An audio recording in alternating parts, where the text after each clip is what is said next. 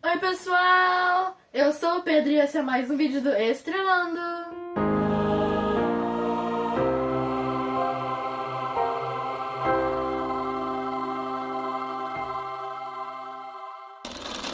E estrelando no quadro de hoje, a tentação. O verso para decorar está lá em Marcos 12, 30 e 31 e diz assim: Ame o Senhor, seu Deus, de todo o seu coração, de toda a sua alma, e de toda a sua mente e de todas as suas forças. Ame o seu próximo como a si mesmo. Nenhum outro mandamento é maior que esses. A mensagem central diz assim: respeitar os limites é uma forma de tratar o outro com respeito. Na nossa lição passada, nós vimos o que os irmãos fizeram com José por ele ser o preferido de Jacó. Eles torturaram José o jogando no poço e, no final da lição, ele foi vendido pelos ismaelitas. Hoje, vamos ver a próxima parte dessa história, onde as coisas começam a ficar mais pro lado da lealdade. Então vamos lá. Vamos mergulhar no texto de Marcos 12, 30 e 31. Jesus está respondendo uma questão sobre qual é o maior mandamento de todos os outros. A resposta dele não é apenas uma regra, é uma definição de como o ser humano deve funcionar. Ele diz: amarás o Senhor teu Deus de todo o teu coração, de toda a tua alma, de todo o seu entendimento e de todas as suas forças. Pare um pouco para analisar essas camadas. O coração representa as nossas feições e nossos desejos mais profundos.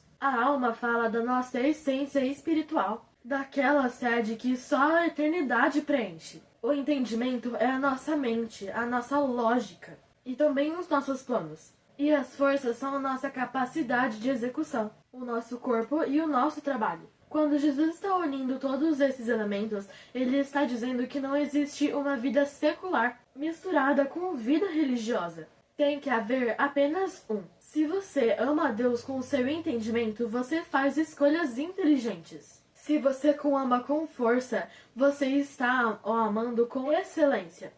E logo em seguida, ele conecta isso ao próximo. Amarás o teu próximo como a ti mesmo. Aqui está o segredo. Amar o próximo não é um sentimento bonitinho.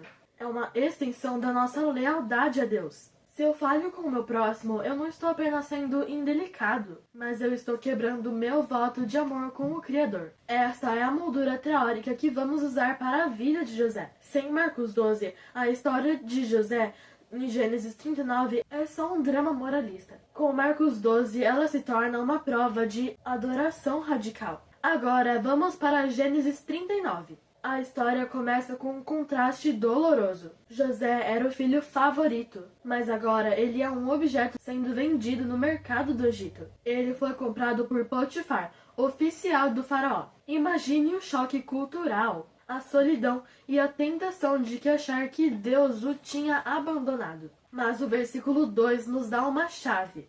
O Senhor era com José, e ele era um homem próspero. A prosperidade de José não foi ganhar na loteria. Foi a capacidade de manter o foco num dever em uma terra estranha. Ele começou por baixo, limpando o que precisava ser limpado, organizando o que precisava ser organizado. Mas por que ele fazia isso tão bem? Porque ele já aplicava o princípio de Marcos 12. Ele amava a Deus com todas as suas forças. Ele não trabalhava para Potifar. Ele trabalhava para o Deus dos seus pais. Potifar percebeu isso. Ele viu que tudo que José tocava prosperava. Ele confiou a José a sua casa inteira. No versículo 3, a Bíblia diz que Potifar não se preocupava com nada, exceto com a comida que comia. José era o administrador máximo. Mas o texto também diz que José era formoso de porte e de rosto. E aqui vem o conflito. A esposa de Potifar põe os olhos em José. A Bíblia é muito honesta aqui. Ela não diz que a tentação foi única. O verso 10 diz que ela falava com ele dia após dia. Você consegue imaginar o desgaste? Ou até a pressão psicológica? Ela era a autoridade na casa. Ela poderia facilitar a vida dele ou destruí-la. E José está sozinho. Não há ninguém para denunciar, ninguém para vigiar. É o teste de caráter no escuro. Quando ela finalmente o agarra pela roupa, José dá a resposta que define toda a sua teologia. Como eu cometeria tamanha maldade e pecaria assim contra Deus? Observe aí que ele não disse apenas meu patrão vai ficar chateado. Ele disse que o pecado seria contra Deus. Para José, quebrar a confiança de ser um humano era uma violação do seu amor supremo pelo Criador. Ele amava Deus com o seu entendimento. Ele aprendeu que a luxúria era só uma armadilha que destruiria sua conexão com o céu. Expandindo essa visão, nós olhamos para as páginas 175 e 176 do livro Patriarcas e Profetas. Ellen White faz uma análise psicológica e espiritual brilhante nesse momento. Ela destaca que a fidelidade de José não foi um acidente, foi o resultado de uma vida de princípios. Ela descreve que José via Deus em cada detalhe. Ela menciona que a verdadeira religião se manifesta em todos os deveres e relações da vida. Pense nisso. Para José, ser um escravo honesto era uma forma de pregar sobre o Deus verdadeiro em uma terra idólatra. Ellen White enfatiza de que quando José foi tentado, ele não parou para negociar. Ele não ficou pensando os prós e contras.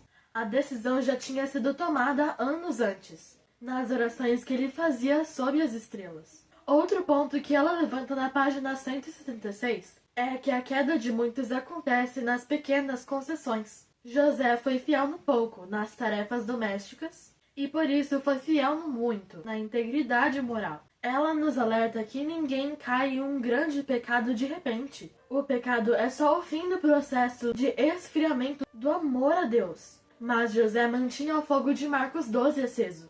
Ele amava Deus de toda a alma. Aquela alma estava tão cheia da presença divina que não havia espaço para as sugestões da esposa de Potifar. O ensinamento aqui é claro. A sua vida pública de sucesso é suportada pela sua vida privada de princípios. José preferiu ser um prisioneiro com a consciência limpa do que um administrador com a alma manchada. Ele perdeu a capa, perdeu o cargo, mas manteve o que era mais valioso, a sua conexão ininterrupta com o Senhor. Nas páginas 123 a 125 de Os Escolhidos, a narrativa foca no drama emocional. Ali vemos o peso da solidão de José. Ele era um jovem com necessidades, com sonhos e com desejos. Ele poderia ter usado a sua situação de injustiça como uma desculpa. Já que meus irmãos me traíram e Deus me deixou ser escravo, por que eu ainda tenho que seguir regras? Os Escolhidos nos mostram que a maior tentação de José não foi o prazer físico, mas a tentação do ressentimento.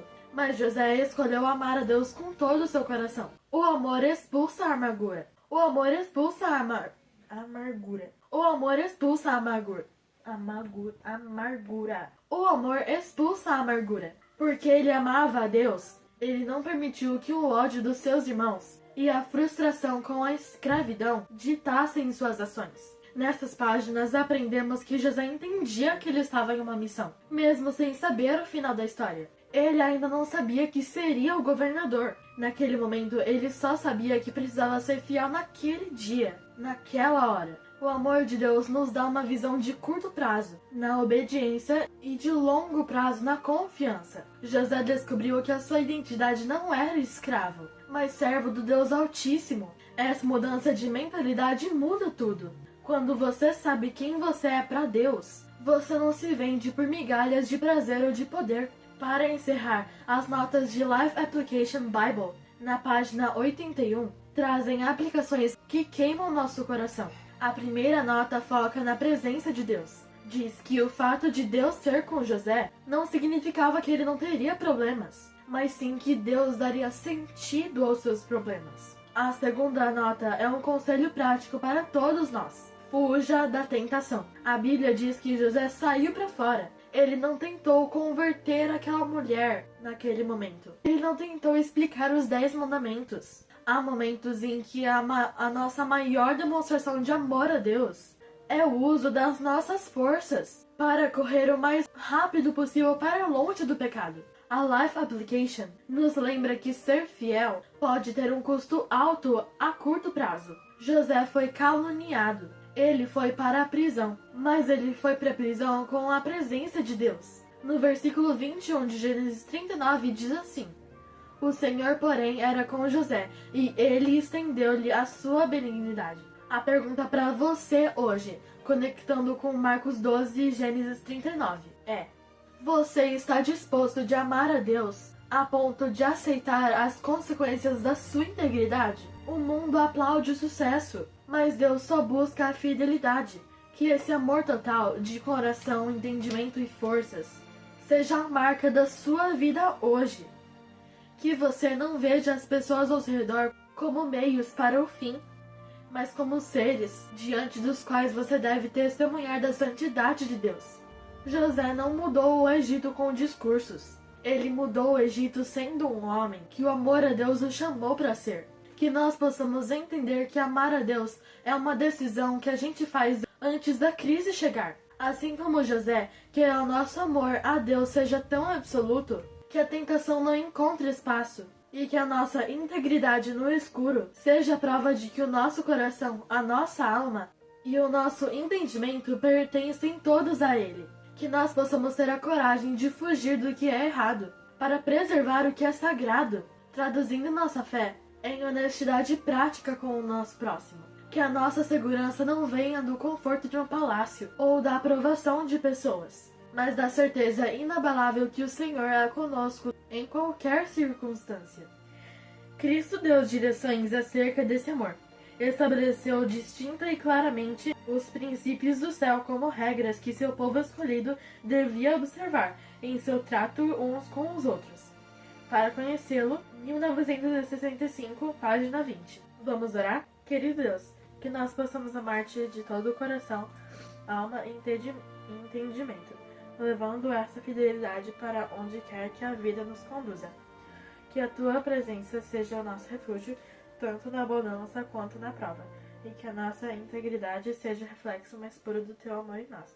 Em nome de Jesus, amém. Se você gostou desse vídeo, não esqueça de dar o seu like, se inscrever no canal e ativar o sininho das notificações para não perder nenhum vídeo, e também não se esqueça de compartilhar esse vídeo com todos os seus amigos, para nos ajudar e para levar esse vídeo para mais pessoas. E também, se você gostou da série e também quer ouvir mais uma, não esqueça de voltar na próxima semana, que eu explicarei outra lição para vocês. Não se esqueça de nos seguir lá no Instagram, @deixaiviramin oficial. Tchau!